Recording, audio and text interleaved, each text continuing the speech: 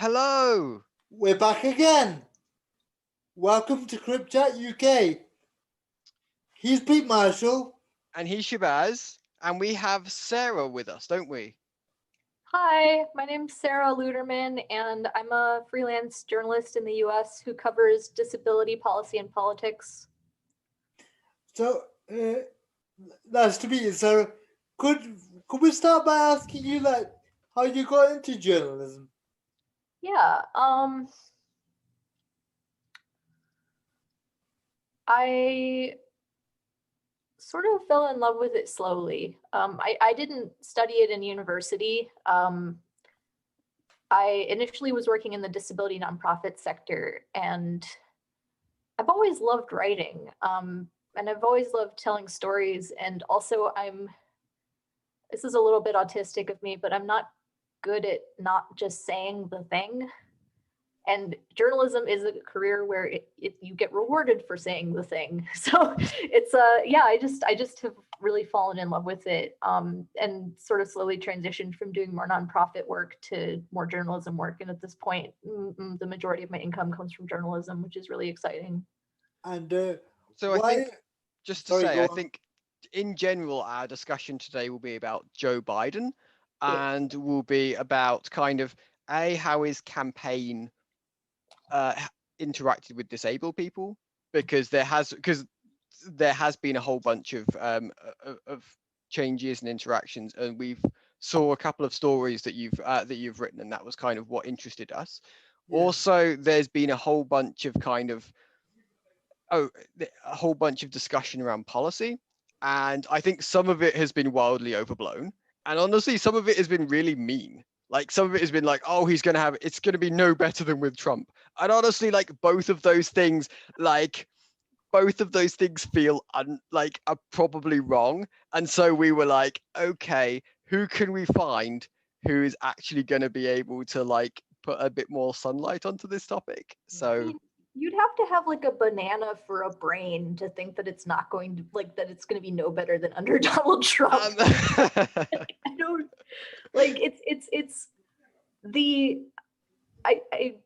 it's the difference between it's like you're at the bar and you have two options to drink and you have to drink one of them, and there's the beer you don't like or turpentine. The beer you don't like.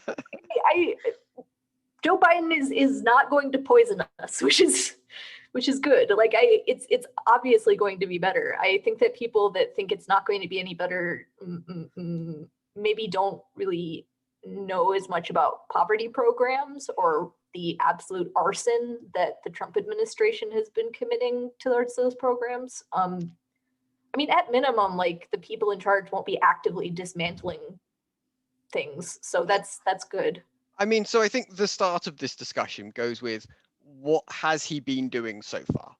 So what is his history? So I think what is kind of his history, his significant history? What is his campaign done around disabled people? Who have they been interacting with? Yeah, so I mean, Joe Biden has he's been in politics for years. He actually voted for the Americans with Disabilities Act, to his credit. Although to be completely fair, almost everybody did. I forget if it was unanimous or it was a very strong majority support for the bill. So it's not like he took some kind of brave stand by doing it. But more recently, I guess I prefer to look at more contemporary political positions, because I think that it's kind of not reasonable to judge people on what they did 30 or 40 years ago. People grow and evolve. So I prefer to focus on what Joe Biden's doing and saying right now. And what he's doing and saying right now is actually very good. He had a slow start. He was basically the last Democratic primary candidate to release a disability plan. He did it way after the primary was over. And there were some questions about community involvement, but it's a really solid plan. I mean, and he brought on board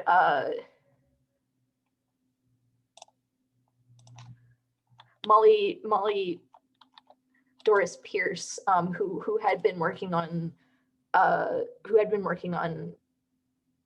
Elizabeth Warren's campaign to like sort of help improve relations with the disability community and to like really make people feel excited about the Biden campaign. And I think she's done a fabulous job. She really took things from like 0 to 60 in like 6 seconds. Could you say that astonishing person's how name far they've again? come. Could you just say that person's name again, please? Oh, Molly Doris Pierce. Okay. Yeah. And I was just wondering, like, from our side, it just seems like there was not a lot of policy first discussed, in the primary. And I, from my point of view, I was always wondering, like, what are people voting, for any of these candidates on, other than just them not being the current president. It's hard to know from sitting this far away from it. Yeah, I've given up on trying to understand like why voters make the decisions that they make. Yeah. I just don't get it. Like, admittedly, I don't get it. I tend to focus on policy and how it will impact the disability community in particular, but also people in poverty. I tend to look at those sorts of things. Most Americans don't make decisions that way, and they make decisions a way that I don't really understand, and I don't think most pundits understand, and I'm not going to pretend I understand. So, because I'm just surprised how he galvanized so many people to actually go out and literally vote or do a postal vote. I'm just taken aback. Like, I'm glad he's done it, but I just wondered, like, seeing it from a long way away, it's like, how the hell did he manage that? Because he's no Barack Obama in terms of honorary or something like that. There's not that same kind of, well, it didn't seem that same kind of grassroots kind of enthusiasm for him, at least from it. I mean, like, the issue is that Donald Trump has just had unprecedented, terrible attacks on Medicaid, which is like our government-run medical insurance for people with disabilities and people who are in poverty. He's had unprecedented attacks on special education law. He's had unprecedented attacks on just basically everything you could think of that makes, like, all of the policies that make disabled lives easier in this country. And then on top of that, you've got the pandemic, which is not being managed. Yeah. So, like, I think people are really motivated because they want someone in charge who isn't an arsonist. Yeah. So over the last 4 years, has it markedly got worse on the ground for people, Yes. the disabled community? No, Because it's absolutely. one thing to say it in theory, but there's another thing to hear it from your mouth where you can say it definitely got worse on the ground for people. It's definitely gotten worse on the ground. I mean, it's gotten worse in my own life. Yeah. I mean, just gosh, even like as early as 2017, I mean, we were basically protesting in the Capitol and being pulled out of our wheelchairs by police because President Trump wanted to cut like the benefits that help people live in their own homes. Like it's just like we have to fight for every little scrap of decency, and it just feels like, oh gosh, it's just awful. I'm so tired. Yeah. I'm just so tired of the Trump administration. Yeah. But now looking at this plan going forward, I get the sense that you're at least optimistic, right? With this plan? I'm really optimistic about how Biden's going to manage disability issues. Obviously, like, his plan isn't as radical as, like, Bernie Sanders' plan or Elizabeth Warren's plan, but it's really solid, and it shows a commitment to home and community-based services and deinstitutionalization that I think is admirable. sometimes like Joe Biden will say things where I'm like, but it's kind of like that. It's kind of like that meme that you see on Twitter sometimes with like Will Smith from Fresh Prince of Bel-Air, where it's like, he's a little confused, but he's got the spirit, and that's kind of how I feel about like how Joe Biden is on disability issues. But I kind of feel like with politicians, getting them elected is one thing, but now you have to kind of hold their feet to the fire, and make them do what they said they were going to do, or at least get towards it, Oh, absolutely. I mean, the work's never over. It's not like Joe Biden's gonna get sworn in and then we can all just like pack it up and go home and don't need to do anything anymore. It's just that like it's an opportunity to move forward instead of like holding on to dear life to what we have. Yeah. Which is, because that's what it feels like in this country. You just desperately you're not trying to improve things. You're trying to just keep hold of what you got. A measure of success is maintaining the status quo rather than improving on your rights. yeah, That's the feeling I have. yeah, and I hate it. Like it's exhausting. Yeah, that's a very defensive attitude, isn't it, really? It's like we can't further our cause, we have to just maintain our cause. And I think that's a bad state. I am very excited to haunt Joe Biden's dreams in a few months. Yeah. I cannot wait to push him to like to move forward on disability. Yeah. And I'm not sure how much pushing it might take, but I'm excited about the opportunity. What are the things that he's promised in his plans? What are the policies? So it's a really broad plan. It covers a ton of really important issues. I think that one of the most exciting things about it is a commitment to ending institutional bias in Medicaid. So the steps that he would take aren't as aggressive as Warren or Sanders, but they would still make a huge difference in a lot of people's lives. So Home and Community Services from Medicaid is basically like the government program that sends people to help people with stuff they need done at home, like help getting out of bed, help using the bathroom, like just basic stuff. Yeah. And so right now, the way that that Medicaid is structured in the US, there's this institutional bias, which means that like Medicaid is structured in such a way to favor putting people in nursing homes over giving them care in their own homes and supporting homes. So like, is that for profit for big companies though? Oh yeah, no, I mean, nursing homes make a lot of money.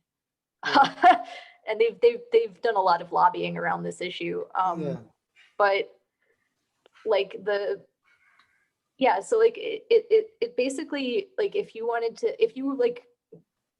tomorrow I needed someone to come to my home and help me do basic stuff like eat, I could go to a nursing home right away, or I could wait on a list for years and years and years to maybe get someone to come to my house and help me do things, which is ridiculous. Like it's just like nursing homes are very like restrictive. They're depressing.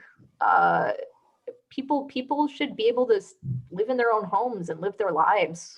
Yeah. But so the commitment to like make it so that home care is an option for people, like a real option, is really exciting.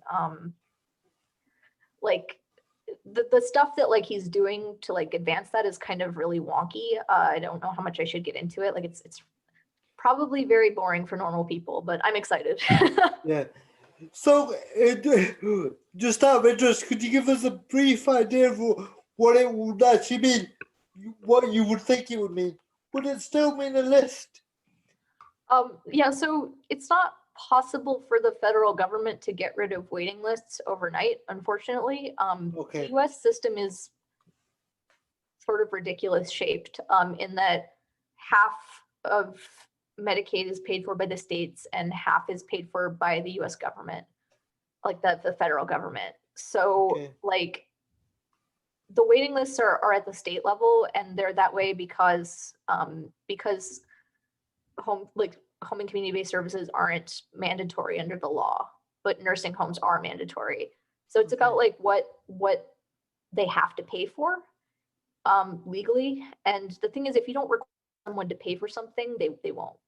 Yeah, Like yeah, it's home and community-based services are treated like they're optional, yeah. even though they're like life or death situations for our community. Yeah. So yeah, I mean, it's So functionally speaking, it would mean an increase in funding, I'm guessing, plus plus skewing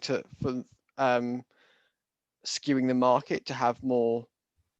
no. So like, what there's one of the more concrete steps that he wants to take is to permanently reauthorize this bill called Money Follows the Person. And so Money Follows the Person basically takes the money that the state would spend on someone for nursing home care and lets them take that money to the community to live at home. So it's like the same amount of money, but it gets shuffled to getting them settled in their own home and getting services and all that stuff. Yeah. And that's a great program. And the problem is that it needs to be reauthorized regularly, and it doesn't a lot of the time. And so he's committed to like try to permanently reauthorize it, which would be a huge step forward because it would mean this program that objectively has helped get tens of thousands of people out of institutional settings, like it would make it permanent. It wouldn't have to be renewed annually then, or would it still have to be renewed? No, if he was able to get Congress to make it permanent, they would make it'd be permanent. Like you wouldn't have to keep fighting for it. Yeah. That sounds pretty massive. Yeah, it's huge. I mean, like it's like it sounds really like wonky and like boring when I try to explain it, but like the gist of it is basically it helps people get out of institutions and has objectively helped tens of thousands of Americans get out of institutions, and it's huge. Like I'm really excited about that. Another thing that I'm really excited about is he's committed to increasing minimum wage for everyone to $15, and everyone includes disabled people. Oh, right. Okay. Yeah. Do you guys have some minimum wage in the UK for disabled people, like sheltered workshops and stuff?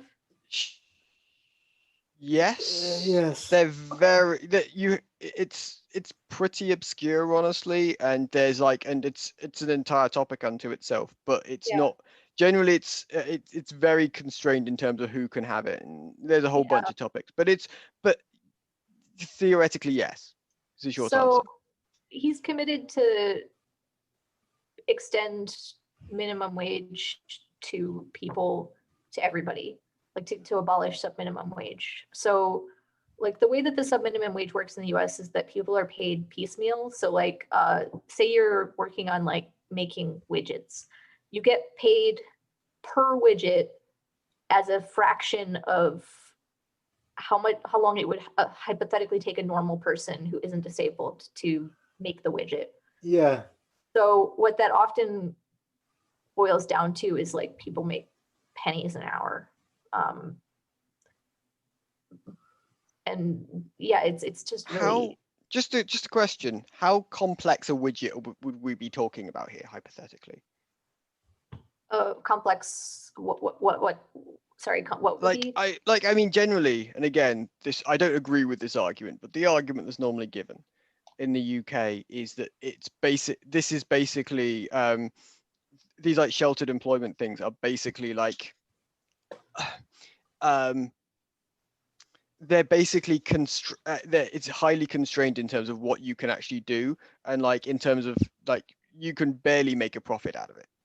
So like a company couldn't go, well, couldn't transfer like a box packing thing and then just go, well, let's use disabled people and then just allow them to, and then just pay them half the wages. Like that isn't like, it has to be kind of, is that like? It's similar in the US actually. To be entirely fair to a lot of organizations that operate sheltered workshops, they're not really pulling a huge profit either. A lot of the time the money will be used to fund other programs that they operate. Like sheltered workshops are well intentioned. the people who run them think they're doing something good. But they're also diminishing people's human rights. Yeah, I mean, but like they're not. It's not like a situation where you have like. Yeah, because I just don't want to come out of this podcast having advocated for that kind of workplace. Oh no, they're terrible. Yeah, I just want to make it clear. No. I think they shouldn't exist. Yeah. But I also just want to like be clear that the history of them is that they were created as an improvement over people just staying home all the time. Yeah. And like never doing anything. Yeah. The problem is that like we can offer people more than that. We can offer people more than sitting in a widget factory making widgets every day for like pennies an hour for years of their lives. Like we can really help people live better lives than that. Yeah. So like they were intended as an improvement and we've sort of progressed beyond them. And it's time to end them. And has he committed to ending them? Huh? Has he committed to ending them?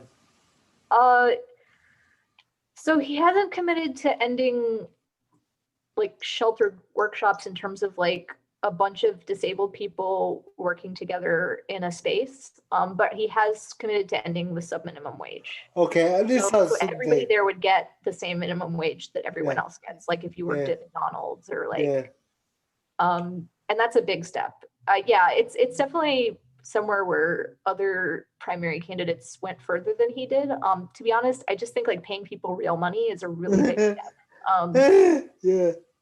So that's actually fairly exciting, even if it's not as far as I perhaps would like it to go. Yeah. Is there another policy or how many?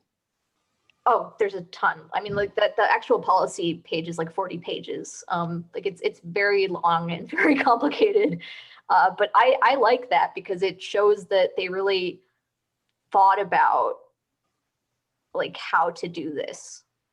Like President Trump kind of he didn't really put out a policy platform. He put out like a bunch of bullet points that included stuff like establish permanent moon base with like no explanation of like how to do that.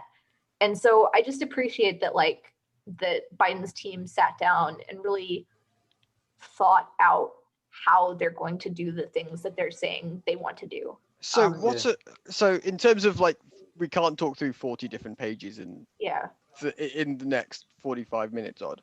So what are the main effects that all of these things are going to cumulatively have? I mean, they'll make disabled people's lives better. We'll have more freedom to marry who we want to marry without losing benefits. We'll have more freedom to live in our own homes instead of like nursing homes or institutions. We'll have more freedom to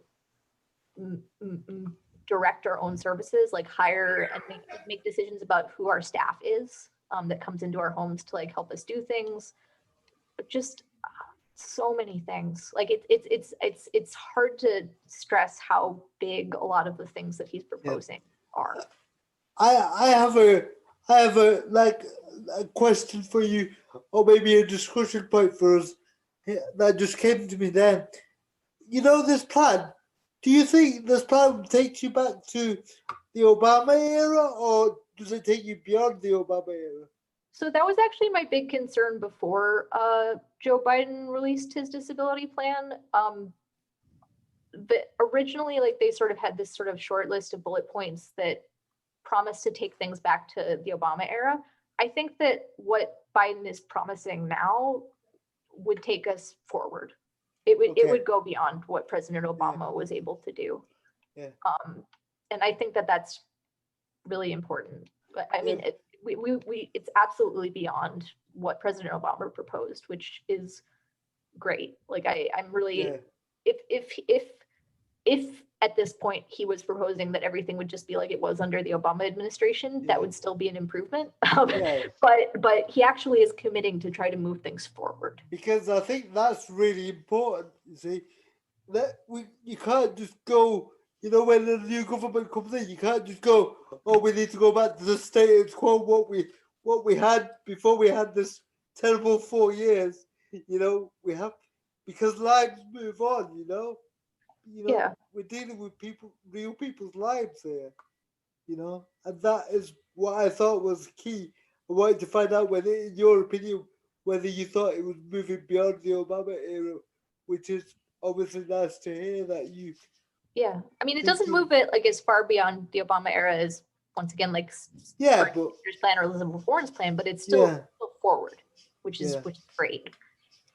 I mean, I suppose another question here would be, how many things does this plan depend on? Like, does it depend on Congress? Does it, like, is most of it like executive orders? Like, so it's kind of, it's a mix. Some of this stuff is stuff that Joe Biden could do on day one.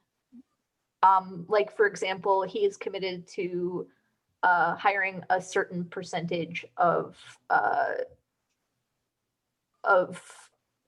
disabled people as federal contractors and government employees. He can do that on day one. Like, he can change the policy right away, because that's like in his purview. But then when it comes to other things like expanding access to Medicaid, that's going to be a fight.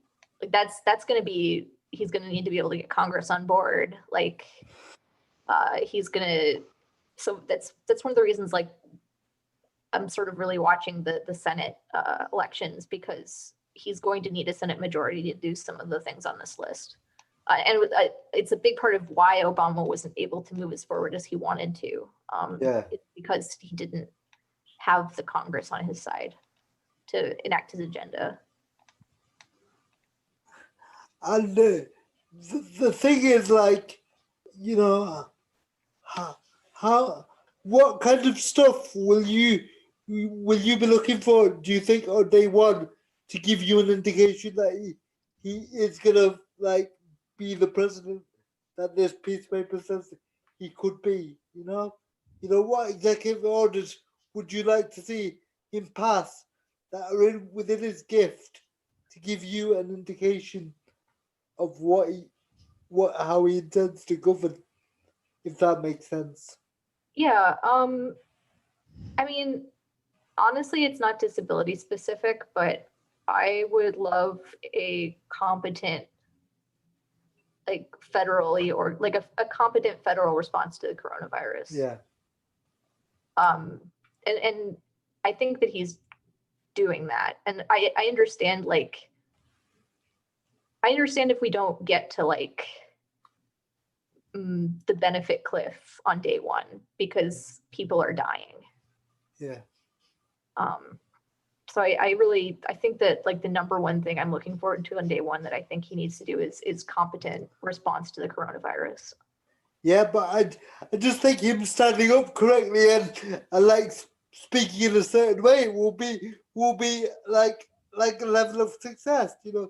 Even the two or three press conferences I've seen him do as president-elect have been a marked improvement on what came before. To be fair, fair, it's like the lowest bar in the universe.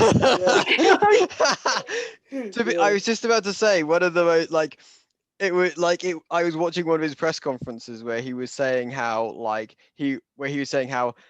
Donald Trump's current tantrum that he's having about losing the election, like, will not reflect well on his legacy, which honestly is just such a, like, I can't imagine Donald Trump ever saying the word legacy. Yeah. Like, I don't know. And so honestly, yeah, having 4-syllable words come from the person called the president, it's just, yeah. But that poses a very interesting question for me in terms of disabled activists. Like, now in a sense, the real work starts to hold these people accountable. You can't just be vaguely more competent and that be enough. Absolutely. People are really suffering and shit needs to happen. Absolutely. I mean, a question that I don't want to kind of put you in too awkward a situation here, but I think there's an interesting thing that that one interesting discussion that was had was that we had a while ago. Shabazz will roll his eyes, but anyway, it was a very interesting conversation. With Dara Baldwin. Who else? And honestly, it was a very interesting conversation, and part of what she was talking about was the kind of organizations that would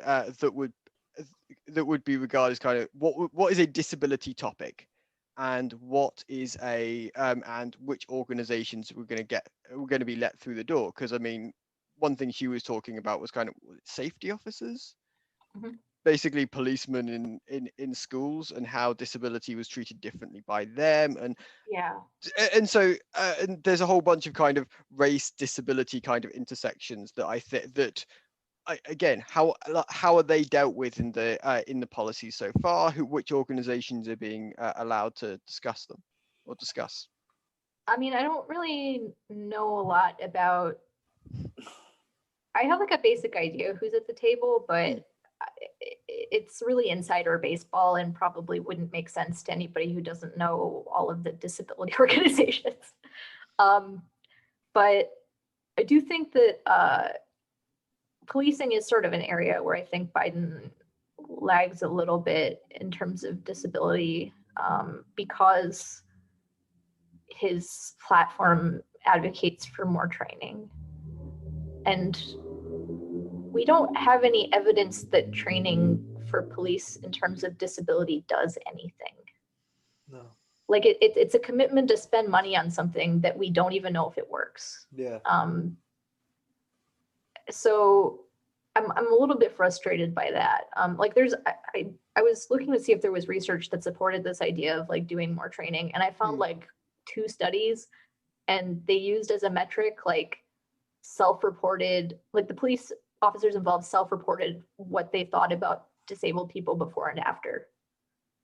Which like that what about violence? Like what about incidences of violence? Like have they killed fewer people? Like that's the important part. Yeah. So like we just have no idea if this stuff works. And so committing to do training instead of like I don't know, maybe not involving police in responses to mental health crises is it's pretty inadequate.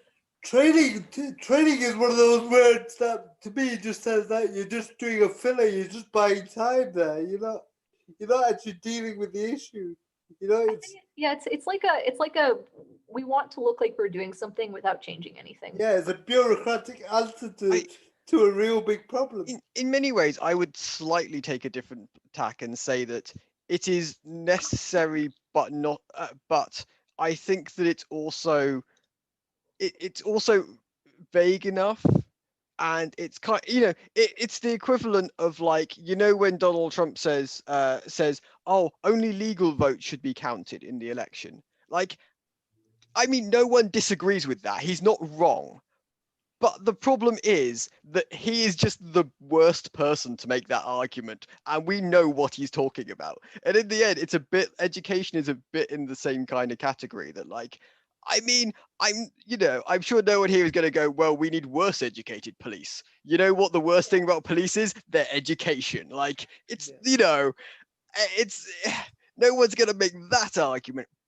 But like, it's if if basically all you're doing is sending them for a day to do kumbaya and trust exercises, and then come back to their job, then now they're using people first language instead of the R word, so it's better. So immediately all problems are solved. Yes. Yeah. Yeah. I mean, I mean, like that's the thing. Like training's not bad. We don't know if it works, and that's the extent of his commitment on that front. And And who will be giving that training? Who will that training be?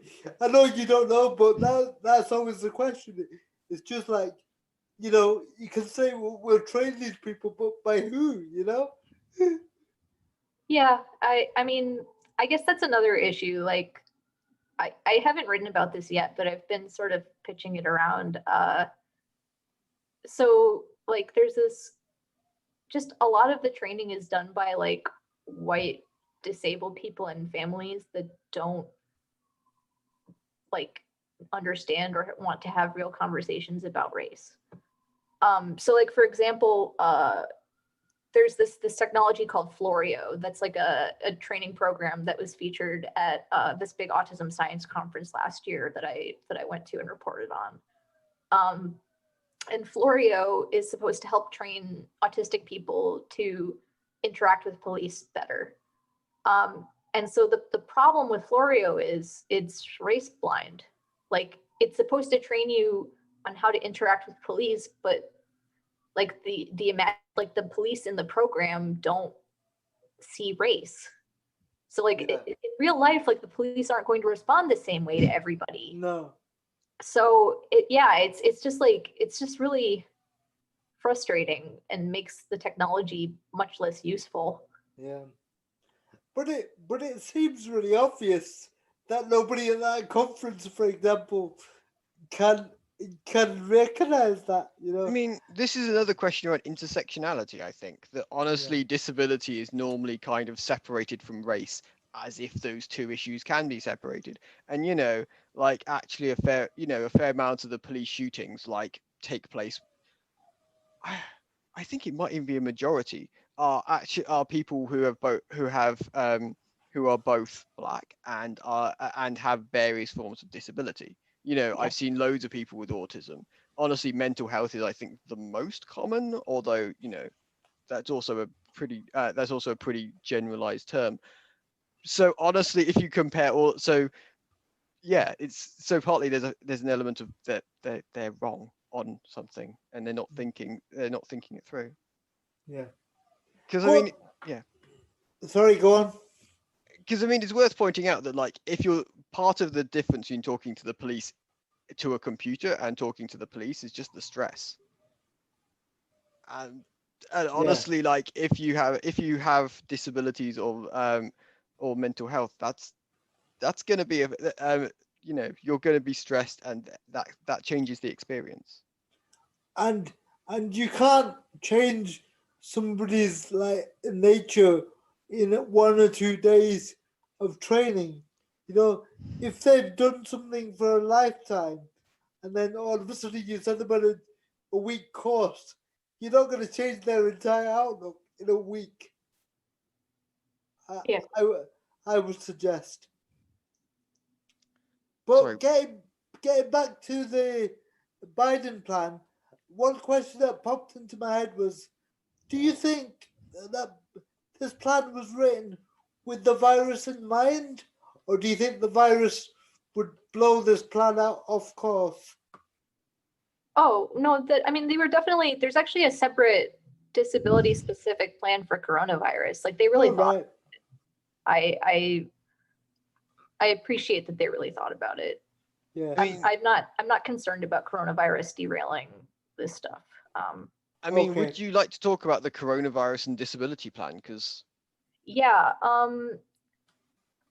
so the coronavirus and disability plan has like a couple flaws. Like, for example, it doesn't secure PPE for disabled people. It only secures PPE for carers. Yeah. But like, I mean, I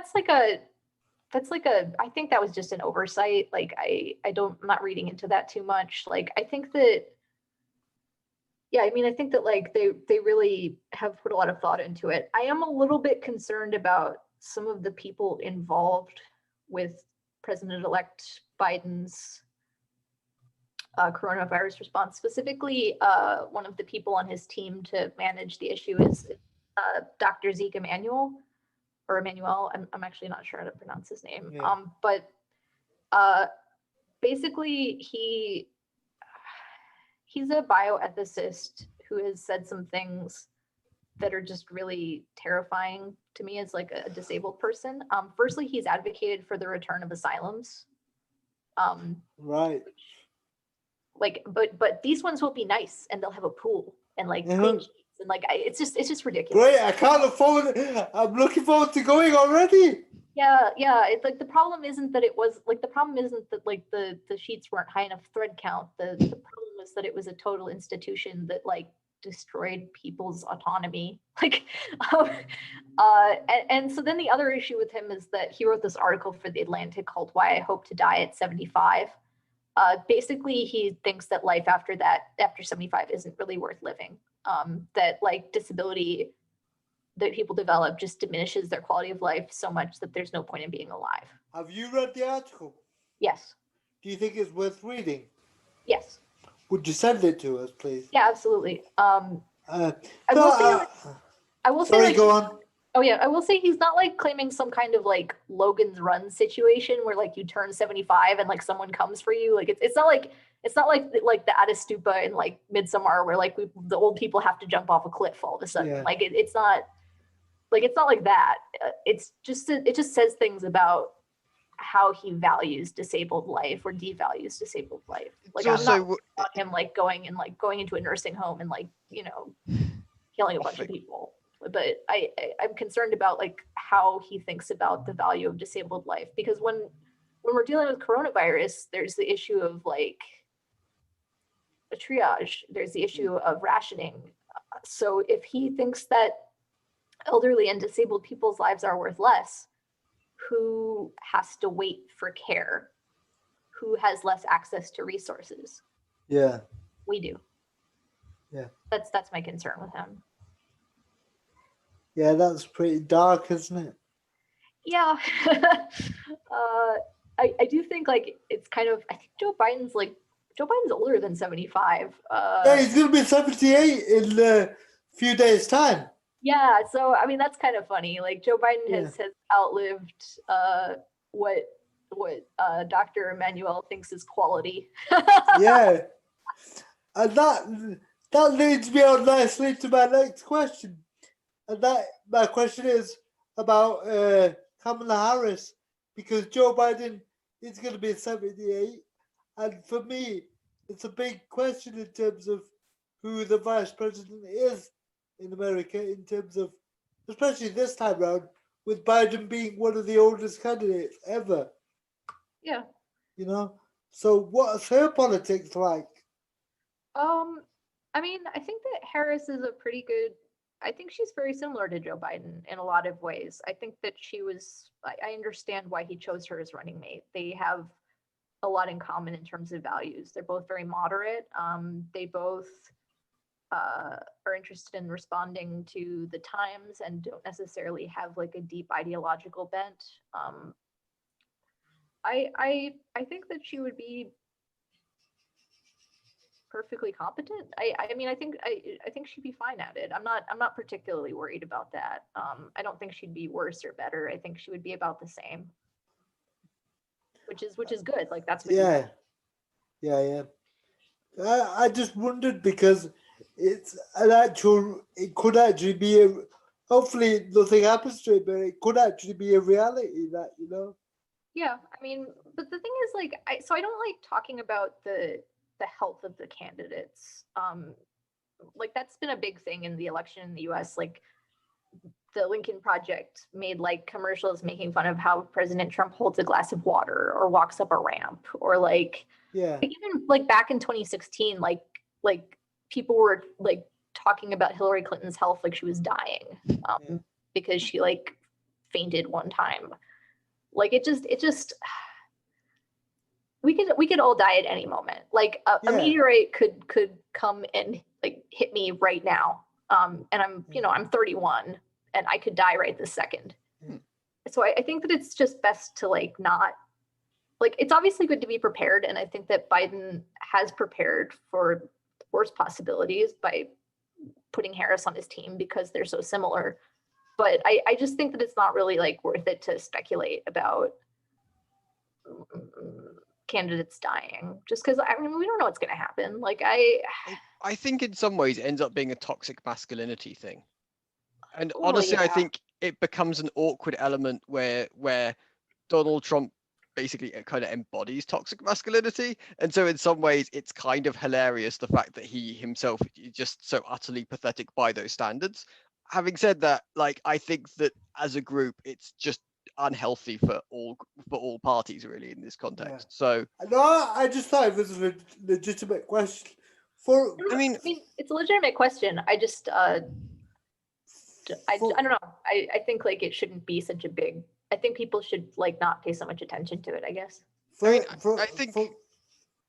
Go on. Part of the question here, though, is around Kamala Harris, is around her mental health plan and kind of because she does have something in history around this. So we probably should cover what exactly that, Yeah, so during the primary when Harris was running, she released a mental health plan that was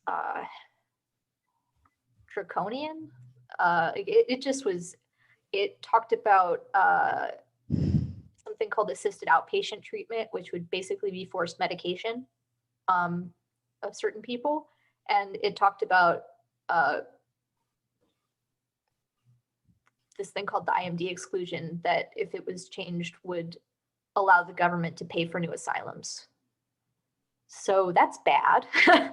I will say that, so I wrote about it for Vox, and I will say, like, to the campaign's credit, they were working on changing it to something different and better. I think they really didn't understand like how radical and hard right what they were proposing was. So I think that like once they understood that actually those things are very controversial, they sort of backed up a little bit. And I appreciate like that her campaign and that Harris herself are willing to listen to criticism and adjust accordingly.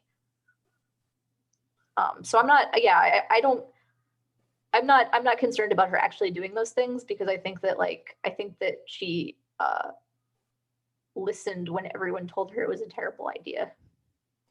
Yeah, because she was one of the, she put herself forward as one of the potential nominees as well, didn't she? At first. Yeah. So and yeah, so yeah, I just thought she was worth talking about. Yeah, I mean, I there's also some stuff with like Harris and policing that I'm not really an expert on. So I'm not gonna like go too deeply into that. But yeah, I mean, I don't know. I don't think she's terrible. Which I know sounds like really, that sounds like faint praise, but like, once again, the Trump administration is the lowest bar in the universe. Yeah. So like, I'm excited for someone who is adequate. Yeah. Adequate. If you had someone who was too good at this point, then you basically get like political whiplash. Yeah. I guess, I don't know. I love to see what that's like. Yeah, I mean, a situation where things are too good sounds pretty okay to me, but yeah. I think that she's going to be fine. I don't think that she's dangerous for our community in any significant way. I suppose coronavirus and disability plan,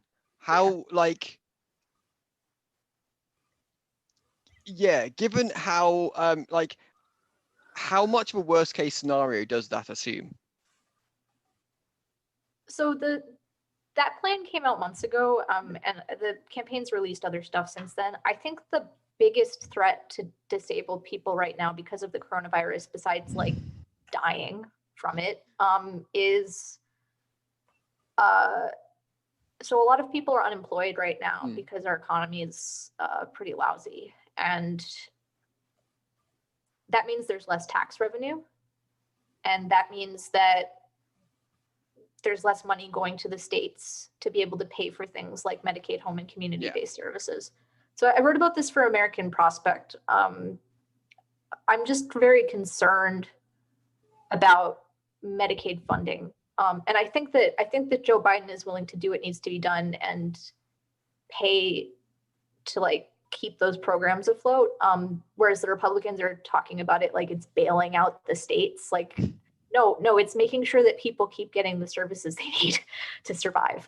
So that's like my biggest concern, I think, right now, besides just like straight up dying from virus, is how the reduction in tax revenue is going to impact service funding. So what's the discussion around care homes? Because that's kind of one of the places that has higher death rates and most people won't find themselves in. So this is actually like an area where the US isn't significantly worse than everywhere else. Canada, for example, had like an 80-something% fatality rate. Like Yeah. it's just staggering. Like, or sorry, no, it's 80% of all the coronavirus deaths they had were in nursing homes. Yeah. Which is just staggering. But I mean, there's like this article about some of the things that happened in Europe where like people in Italy and France were just left to die, basically. Yeah. Like, Spain, I think there was a care home that was just abandoned. yeah, And like in so the it's- UK, honestly, the stats weren't great either. But yeah, so I don't think that nursing homes should exist. I think that everyone should get care in their own home, and I think that like we can restructure our benefits to do that. I think that it's probably going to be expensive, but I think that it's something that we owe to people. I think people deserve to live their lives in dignity in their own homes and in safety, and shouldn't be sequestered in like basically petri dishes away from general society where anything can happen to them. a revolutionary idea. That's it. The Uh, podcast doesn't go out anymore. We can't have this kind of. Oh, well, I As mean, the- I wrote a piece called "It's Time to." Like, I forget what the editor titled it, but basically, it's about abolishing nursing homes. It's probably my most spicy take. Is that, Could you also send that, because we'll share that as well, yeah, absolutely. because that sounds interesting. Because because we believe it or not, we have spoken to quite a few Americans on this podcast, and we get the sense that the nursing home community is quite big, because younger people get sent to nursing homes as well. So has the death rates been higher because of that? Because of bigger population in nursing homes? Sorry, wait. Do you mean like? I don't understand the question. Can you repeat it? Sorry, because the amount of people you have in nursing homes, has that meant that you've had more people dying in nursing homes because of the amount of people in there? I don't know. I mean, I do think that like we do know that having a bunch of people who are high risk in the same place in close proximity is dangerous. Yeah. I mean, all of the places that are hardest hit are institutions like nursing homes, like prisons, like places where you just have a lot of people that are crammed together. Yeah. And those are inherently dangerous. And so like but they're always inherently dangerous. Coronavirus just made it way worse. I mean, that's one of the reasons I think that like everybody should get care at home, is that it sort of solves that problem. If you don't have a bunch of people who are high risk shoved together, then you don't have to worry about what are called nosocomial infections. They're like basically diseases that only spread in places where vulnerable people are, like hospitals or like nursing homes. But I suppose the obvious thing, the majority of the reason is that loads of people can't profit off people living in their own homes. Yeah. So the nursing home lobby in the US is pretty powerful. They're not actively fighting home and community-based services right this second, but I do think that if they felt like they were threatened, they would. So I am concerned about that. Yeah. Because the nursing home industry makes a lot of money and the home care industry does not make a lot of money. And that has to do with like reimbursement rates and just some like fiddly stuff like that. I guess, yeah, that's going to be, but we'll worry about that when we get there. Right? Like we're not even at that point yet. So I suppose to some degree there is a discussion about whether the care home lobby kind of when Biden actually gets into the White House and yada yada yada what they'll start arguing. And to some degree, there'll be a massive thing about whether they'll go, maybe we can make more profit out of home care, and then we can basically just like expand the industry into doing both. And that would probably be the best of the scenarios, I'm guessing. Or they might just go, this is war. And well, so like the thing is, so that's like way down the line. It would take a very Yeah. long time to get to that point. Like we're talking like years probably, maybe not even during the first term. But I think that, yeah, I guess there's a question that I've been asked before about like whether I think that like private companies operating this stuff is better or worse than the government operating it directly. And I don't know. Like I really need to do a lot more research. I don't know. I mean, right now the nursing home lobby has been asking for no strings attached handouts from the government, and they've been getting them. And instead of like using it to like buy PPE, they've been doing it on things like stock buybacks for shareholders. that's sorry. So could you go into more detail around all of that? Because I must admit, Yeah. So pretty much one of the only things that President Trump has done to try to control the coronavirus is money for nursing homes. Like basically, like there's just this huge amount of money that his administration has just been throwing at nursing homes. I think it's like $2 billion, something like that. And the nursing homes don't have any obligation to like really report what they're doing with it, or do anything specific with it. There's not really any accountability. And so unsurprisingly, they are not actually using it in ways that are good for their residents. They're using it in ways that are good for their shareholders, and for their CEOs. I mean, it's somewhat interesting that that America actually has, again, I must admit I haven't got the statistics in front of me. So yeah, that America has statistics that are kind of on par with other nations if around care homes, if care homes are actually kind of entirely wasting the money. So they probably are doing something with it, but I broadly like. Yeah, so like the issue is like in like socialized countries with socialized systems like Canada or like a lot of European countries, the state provides the care. So like there's a standard, but they still are trying to cut costs because the care is expensive and the government doesn't have infinite money. Whereas like a company also wants to cut costs because they want to make more money. So I mean like it's kind of the same problem from both ends. Like neither of them is necessarily better than the other. I think that like we should just get rid of them altogether. Because yeah, it's not it's like a it's a Gordonian knot. That's a Gordonian knot. I guess it's like if you have like a puppy killing factory, like who you have in charge of it doesn't matter. The problem is not who's in charge. Like yeah, that was worth thinking. That quote was worth thinking about. That one.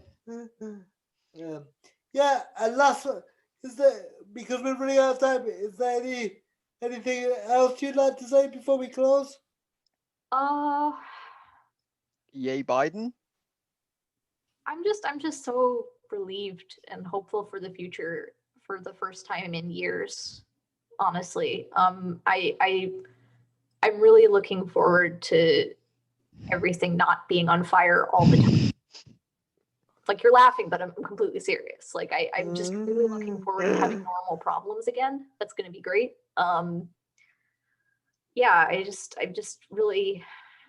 tired. Like we're all tired.